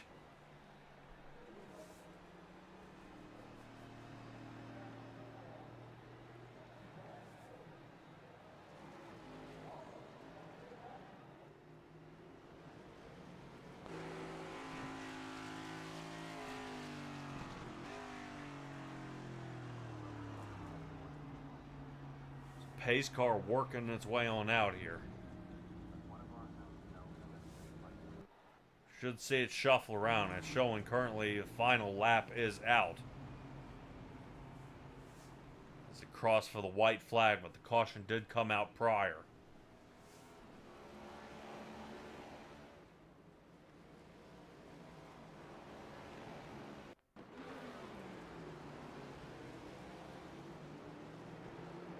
We'll see. We sat along with Benjamin Lacey as the 94 gets turned around here. Going backwards, rotates off the track.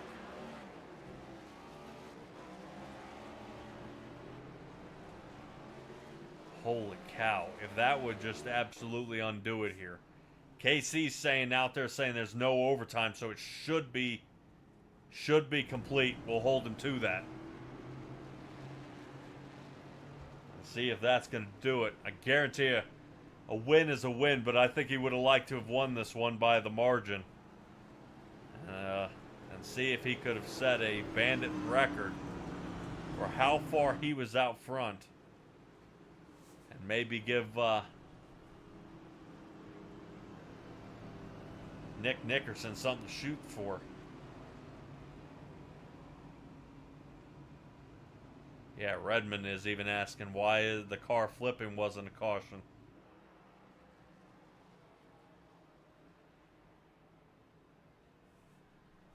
Yeah, Redmond, that's a good question, buddy. That's a good question. I'm not quite sure.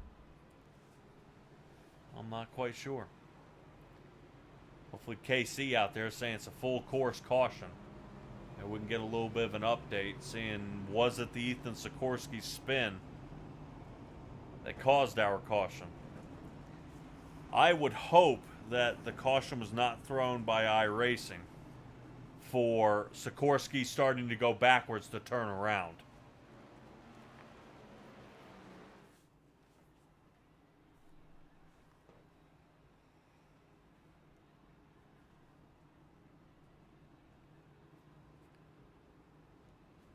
Yeah, because a driver going reverse on the track will bring out a caution, but normally, if and when that ever happens, normally they are immediately disqualified.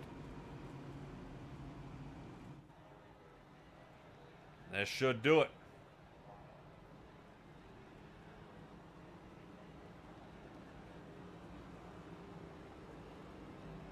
Checkered flag, Marshall Crocker. Movember.com 39.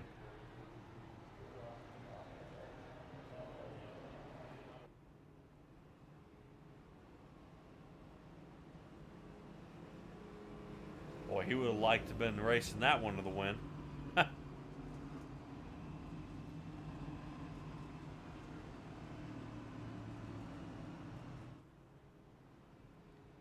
right, everybody, hang in there. Don't want you guys to go away.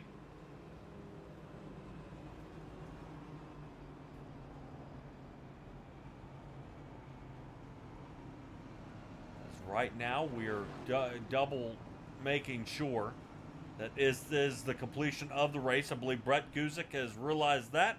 Most guys are going ahead and taking it back to the garage now instead of making the drive through. Crocker, Flagar, and Sean Britt will be our 1, 2, and 3 here on the night. This is just your final run up. I assure you, I think he would have loved to have finished this under green.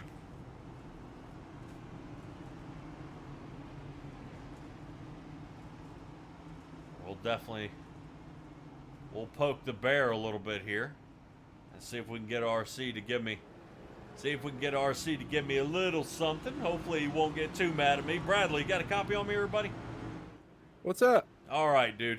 I've got a couple of questions from the people out here in the chat, and I hate to put you guys under the microscope here. The caution came out because of Ethan Sikorsky spinning here? Yeah. He ended up backwards on the track. Let me see. I got my notes here. Yeah, he was facing the wrong direction on the track, and there were cars coming. Yeah. Okay, I wasn't sure him driving in reverse, if that is what threw our caution flag out, because I knew Redmond out here, one of the big questions is when there was contact out there with Dawson Guzik and I believe Connor Gibson. Dawson Guzik actually was upside down on the track, and Connor Gibson kind of caught him through the chicane here and knocked him into orbit. No caution there. Was that because it was only those two vehicles and no other vehicles were encroaching? So what had happened there is we had actually caught that as Connor was hitting him. So by the time that we were throwing the caution, everybody was upright and headed the right direction. So it was a matter of when it happened to when we caught it.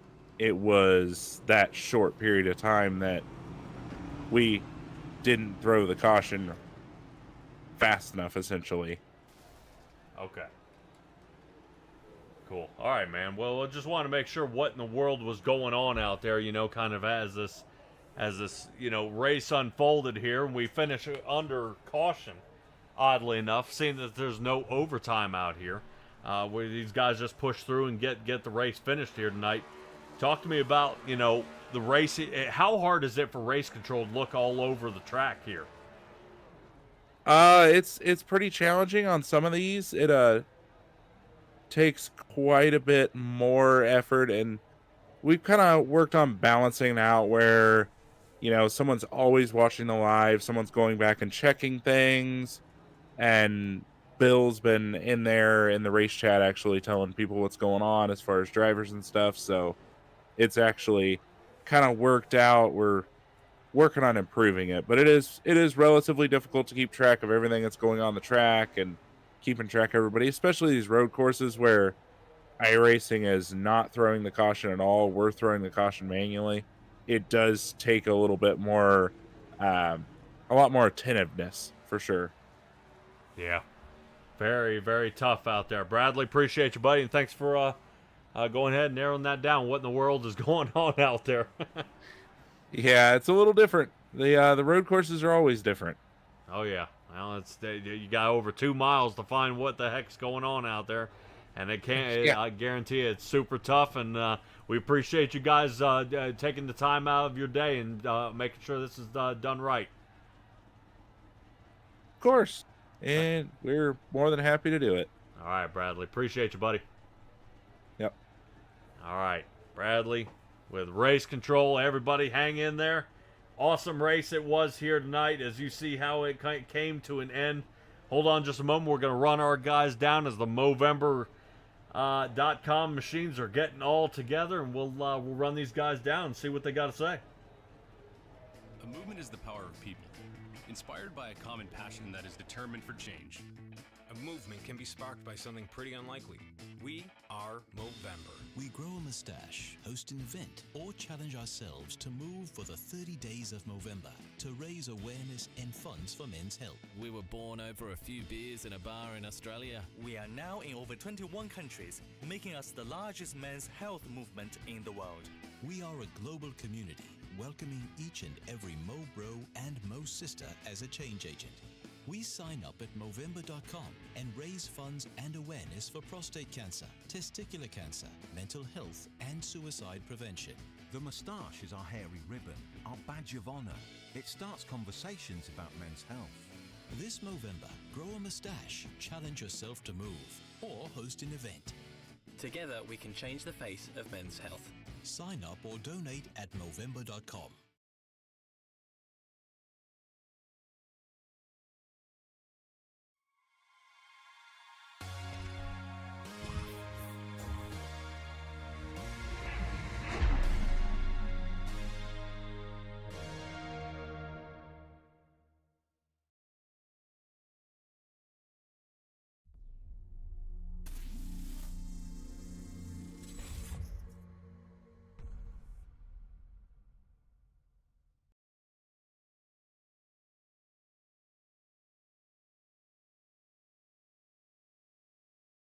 All right, everybody. Catch up with our third place finisher, Sean Britt. Qualified third, finished third. That Chevrolet had a tall hill to climb here tonight. Talk to me about the track. Track's a little unforgiving with this car, especially the chicane on the front stretch. Yeah. Everything else is just crazy. Yeah, it was super crazy. Talk to me about the one in the back, man. I noticed everybody pretty much hopping those turns out there, and a little bit longer of a track. I think maybe something guys weren't used to, or may have been on a different track here tonight. What was the track choice here tonight? It was interesting to say the least. I mean, I don't have a say in anything that gets chosen, but it was interesting that we raced here. From what I've heard, it was similar to what NASCAR ran in 2024 during the playoffs. It was the closest thing that we had, so that's what we did. Yeah, well, honestly, even in 2024, the current layout, that track has only actually been won twice by Chase Elliott. So something to kind of keep in mind out there, as driver, once they get used to it, they seem to really have it in the bag out there. The tough running here tonight. We've seen a couple of guys spinning out. You've got guys that were shuffling in front of you, shuffling behind. Was the call at lap 22 the right call for the pit stop? No, that was the right call. What set me up wrong was, and why I couldn't finish second was just the whole thing with Brett. Not getting a clear on that he was going to go and pit. I immediately missed my braking point. I was not expecting him to brake, and I just overshot the turn. So that's what cooked up my stuff, and then I had to stay out for a little bit longer just for it to be the right time to go and pit and get tires. Boy. And guys taking tires under green, was that suicide? Depends on when you took them. If you took them really early, it was not going to do anything because the tire fall off takes about 20-25 laps for it to drop like a cliff, and for you to notice that, yeah, I need tires right now. Huh. All right. Well, talk to what could have gone different here tonight as we move from this track, and I believe we're off next week for Thanksgiving, but we move on to the Indianapolis Oval. Oh boy. I mean, a lot of things could have gone different. Really, if we didn't have a bunch of cautions, if we didn't have those first two cautions at the beginning, it probably would have gone a lot smoother, and we probably wouldn't have messed up a lot. But heading towards Indy, that's going to be interesting. I have not done a single lap in these cars at Indy. Indy's also another racetrack that I haven't put a lot of time in. Same thing with Charlotte, so don't know where I'm going to finish. Well, next gens, man, it's the car almost drives itself. If you guys were in something a little crazier and a little looser like the 87s, I think that might have gotten a little more disgusting out there. All right, Sean Britt, shout out time, my man. All right, I want to thank you guys up in the booth. I want to thank Weathermaster, LAT Racing Oils, Apex Sim Racing, and I want to thank Marshall for sponsoring the race and everyone that works with the company that he sponsored today. And that's it. Awesome. Sean Britt, congratulations on your third place finish. I see a win in your future. We just got to find that track. All right, thanks. Yep. All right, everybody. Awesome job there by Sean Britt. That's going to immediately move us to the driver who actually ended up as the hard charger here of the race as well. Mason Flagar in the number 72 Chevrolet. What a run here tonight, buddy. Yeah, it was really unexpected. I definitely didn't think I'd be talking to you tonight. Well, a lot of slip-ups out there. I wouldn't say your fault or any mistakes, but some trouble out there. I knew there was some bump and runs. And talk to me a little bit about some of the passing out there, even with Marshall Crocker. Oh, this track was hard to get by people. I mean, you couldn't pass going into the backstretch chicane. Tried that in the warm-up, me and Nolan did. I think Nolan flipped, so getting by people, you really had to use up how strong these cars were. Use up that front bumper and try and get by them.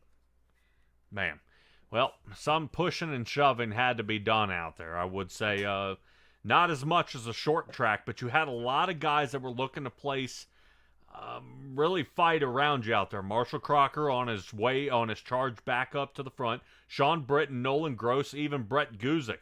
You know, you were kind of hanging around up there once you got to the top five. It didn't seem like anything fazed you. You were up there. How close were you on fuel? I mean, right now I got 5 laps to the good. I could have gone a little bit more if we'd had an overtime. I think I'd have been pretty good. I don't know if I'd be fast enough to catch Marshall if we had another attempt to go, but I think second was a good finish. I think being good on fuel, pretty happy there. Yeah. All right, well, we won't hold you up too much here tonight, but we're going to go ahead and stick into the next gens. When I see you guys back in December, we're going to go 232 miles at Indy. Confidence level heading there. I'm pretty confident. I mean, I really like Indianapolis. I've only ran it once with these cars, a lot in the Indy cars, so I got pretty good experience there, but Indy car and this car are completely different, so we'll figure it out as we go. Yep, draft. And as soon as that guy breaks the draft, you're done.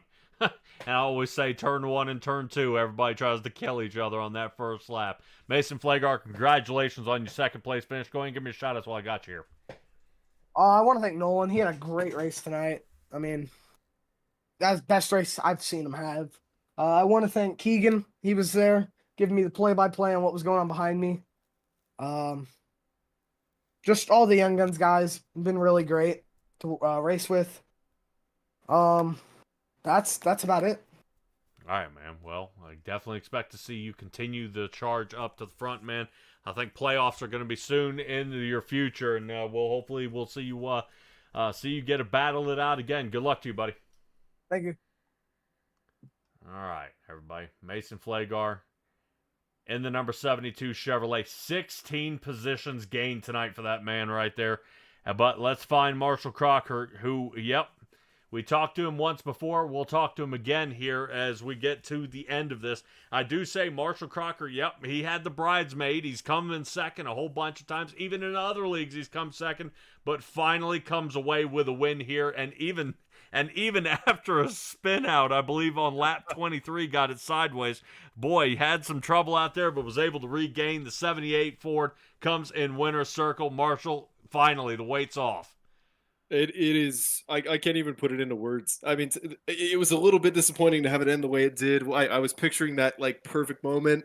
I thought I could actually pull off a pretty safe little drift across the final corner there. I was hoping to end it in style, but Man, no, you're totally right. It's not just a bandit thing. It's a, I'm loving my consistency lately. I've been such a happy guy. I'm enjoying driving and all these sim stuff more than ever right now. But it always feels like that consistency can't translate into the top end. And today I just you're absolutely right. Lap 9 went back to 18th on that caution, weird restart situation, and that felt like I threw it away. To be honest, I knew I would be all right. I knew I'd be quick, but it's not easy to make up 12 seconds plus however much ground I lost passing lap cars. So I don't know. To be honest, for the first time, I threw the consistency away that I always pride myself on in this series and just said, all right, I'm going to drive like a menace. I'm going to drive like an absolute bat out of hell for 45 minutes. And man, it feels incredible. I wish it could have happened a little different. I do wish Nick was here to make it that little bit more special, but I can't even put it into words, Patrick. It's an incredible feeling.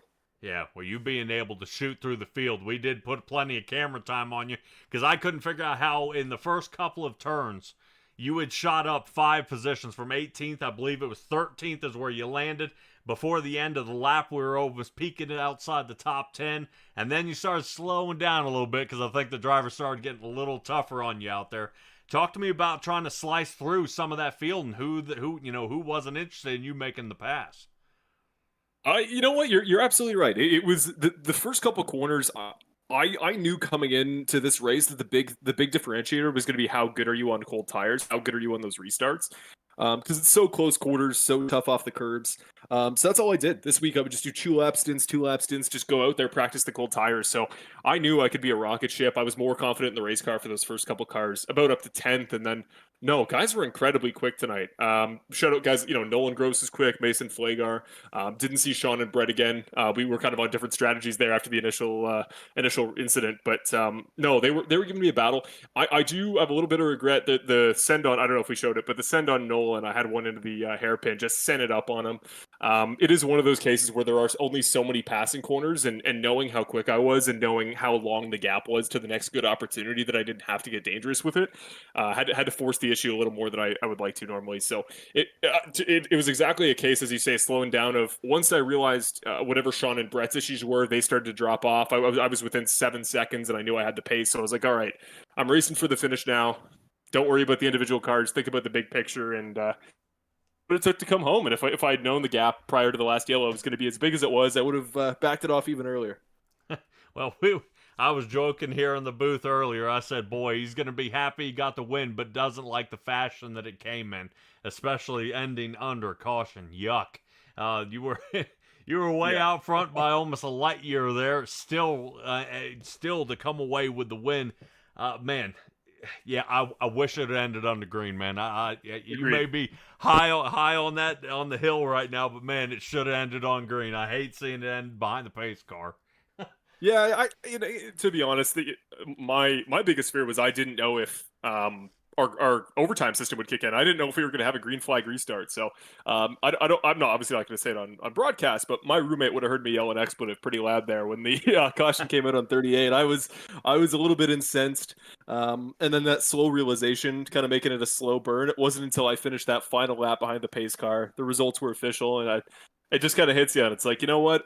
Wasn't the way I wanted it to happen, but the reality is it's not tonight that is going to make this so sweet. It's every Wednesday morning in the future that I don't have to think, all right, is today going to be the day or is it not? Now the focus can be, well, to be honest, it can be if I can make the playoffs, I'm going to miss probably 2 or 3 more races, and I keep finding ways. I keep getting more comfortable in these cars, and now the target moves to Nick, not just at a road course, but maybe knocking him off for the championship this year. We'll see what I can make. Oh, wow. All right. Well, Indianapolis is going to be our next run, 232 miles. We're going to run there in the same car. I would say it'd be a little more fun out there in the 87s, but it'll be a lot sturdier in the Cup cars. Confidence level heading there, seeing that I've been bit by the crocodile.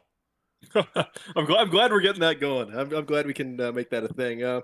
No, for me, I was, when I saw the schedule, I was so worried because I can only run 1 week back and forth on the regular season. I miss every other week, but they put a gap in the perfect spot because my 2 best tracks, I think, in any stock car are Roval, which we just ran today, and Indianapolis. I've run the Indy 500 for iRacing for a number of years. I run it in all sorts of series. I won it in an esports series this year, obviously in an IndyCar, but just that racetrack, the Brickyard, absolutely in love with it. So the fact that I can make it, I think, is a sign. And plenty of guys have won a race in Bandit.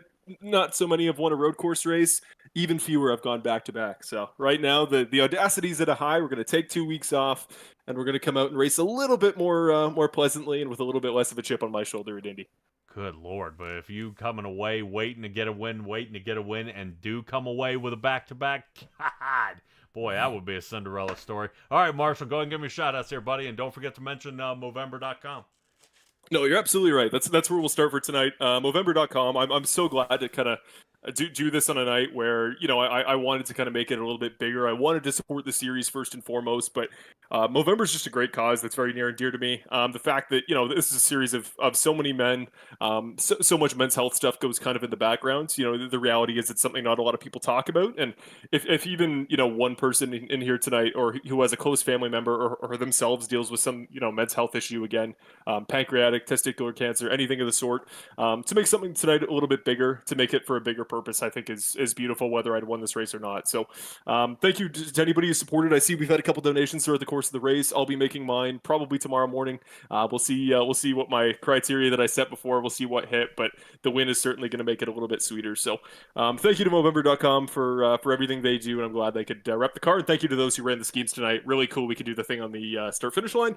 Rattling off the names, my dad, first one, Marshall Crocker Sr., or no, it was yourself, but somebody in a different broadcast mentioned he's actually one of the few live spotters that is run in their series, and I thought more or less everybody had one, so I feel a little bit weirder now, but even more thankful. Thank you to him for everything he does, the reason I'm in sim racing at all. Everybody watching, Brett, Michael, Alyssa, Nick, my mom potentially, my dad's watching the interview, everybody's out there. They know how much this race specifically meant to me and getting one off my back, and I thank them for all their support. Finally, thank you, Bill. Thank you, everybody in this series for making the commentator, to race winner dream come true after all these years is special. I thought it could be a couple years ago at Watkins Glen in my first race, and finally Cody Welch style 3.5 years later I finally get it done. So it's extremely special. Thank you to Bill. Thank you to the admins. And yeah, I couldn't be more thankful. It's going to sink in, and I'm sure I'll private message some other people throughout the course of the week, because this does really mean a lot. I got some breaking news. We have a DQ on the leader. Oh, Bill, I swear, to be honest, I would rather this be about my Phoenix win. I'd love to be a 2-time Bandit Racing winner right now, but we